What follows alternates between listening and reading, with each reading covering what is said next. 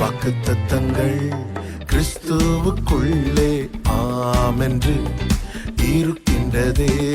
வாக்குத்தத்தங்கள் நம் இயேசுவுக்குள்ளே ஆமென் என்றும் இருக்கின்றதே.